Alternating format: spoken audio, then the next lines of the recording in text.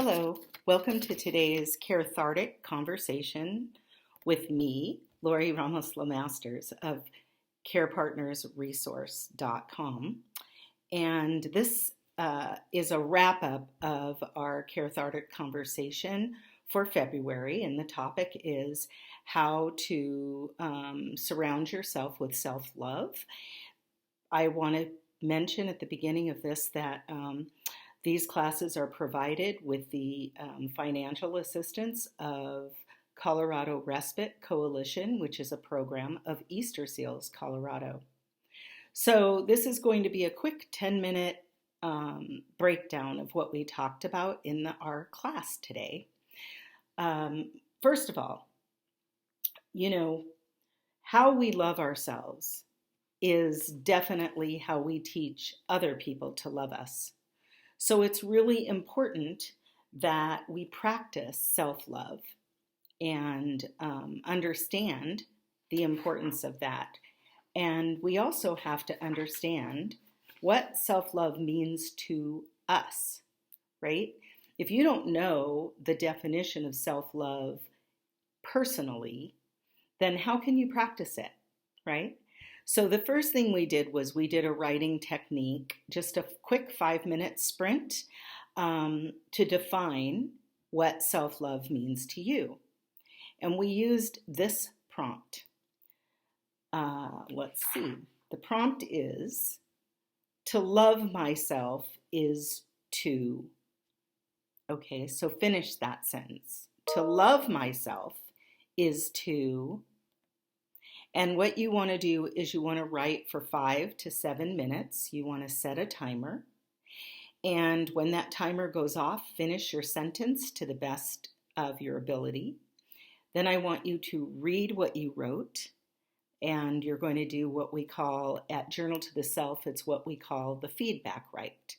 So you're going to then write, starting with, after you've read what you wrote, then you start writing with, reading this, I am realizing, right? That first the first paragraph that you've done is basically to get that information off of your brain. And the feedback write is intended to help you have maybe an aha moment around what it is that you realized. What does self-love mean to you? And we also talked about how self-love and self-care go together, right? So some of the things around self-love are talking to yourself with love, talking about yourself with love, not using negative talk, even if you've made a mistake or done something that you're not proud of. We all do that. We're human, right? So also prioritizing yourself, giving yourself a break, again, from self-judgment. You don't want to judge yourself. That's not treating yourself with love and kindness. Trust yourself, be true to yourself, be nice to yourself. Probably one of the best things to think of when you're thinking about self-love is to think about, would you say such a thing or treat a friend, say something like negative to a friend? Would you treat a friend in the way that you treat yourself? And if the answer is no, then stop yourself and say, how would I treat them? Okay, that's how I need to treat myself, with love and kindness. Setting healthy boundaries and forgiving yourself when you're not perfect. I mean, we're not perfect all the time. We're human. And even when you're caring for a loved one, there are times when we don't always react at our highest good. But that's okay because we are human. And so we need to forgive ourselves for those mistakes. And also, so how that differs from self-care is how you then, once you're trying to treat yourself with love, how do you take care of yourself?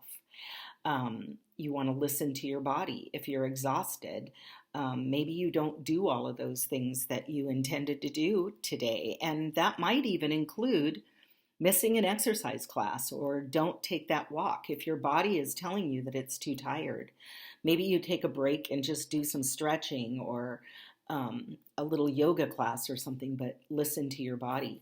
Stay off of the phone, connect, actually make a connection with someone. And if you're homebound or unable to do that in person, then use your phone to make an actual connection where you hear that person's voice, not just a text or Facebook or something like that. Do something creative. Maybe journal. Journaling helps you get things off of your mind that have been bothering you. Tune into positive messages using positive YouTube videos or something that makes you laugh. Find a funny movie. And wherever possible or whenever possible, try eating healthy. Those are good ways to treat yourself with practicing self-care. So one of the things that we did around self-love was we wanted to split our page in half. And I want you to write on the left side a list of maybe 10 things that you do where you don't feel that you're treating yourself very well. Things that you say to yourself, ways that you treat yourself, maybe people that you have allowed to remain in your life that maybe aren't the kindest to you. So just on the left side, make a list of those people, or those things that are not supporting self-love. And then I want you to, on the right side of that page, next to those things, write ways that you can change that in order to be treating yourself with self-love. So in other words, if you make a mistake and you tell yourself, I am so stupid, how could I have done that? Or why do I do things like that? Stop yourself. Would you say something like that to a friend? Would you tell your friend that they're stupid for making a mistake? I hope not. And think about, what would you say to that friend? How would you speak to them? And then on the right side, say, I would tell myself, gosh, I wish I hadn't done that. Next time, this is what I'll do. Or in order to correct this mistake, I'm going to do this. Okay? So with each of those items that you wrote, ways in which you treat yourself negatively, I want you to, on the opposite side of the page, next to that item, rewrite that in a way that is going to be able to treat yourself with self-love and self-care. And finally, we just reminded ourselves what self-love means. So self-love means that you accept yourself fully. Treat yourself with kindness and respect, and nurture your growth and well-being. Okay? It seems pretty simple. It sounds really easy. People today are always talking about how you should treat yourself well and be kind to yourself. But I think when you're caring for a loved one, it's that much more difficult to do because your life is rushed and you're always so busy, and it doesn't feel right to put yourself above your loved one who's ill or needs your assistance. But truthfully, in order to continue to give them the best care possible, it's imperative that you treat yourself with self-love and that you practice self-care so that you're not overly tired or overly rushed and therefore forgetting to treat yourself with love and respect, because you deserve that. And so with that, I'm going to leave you.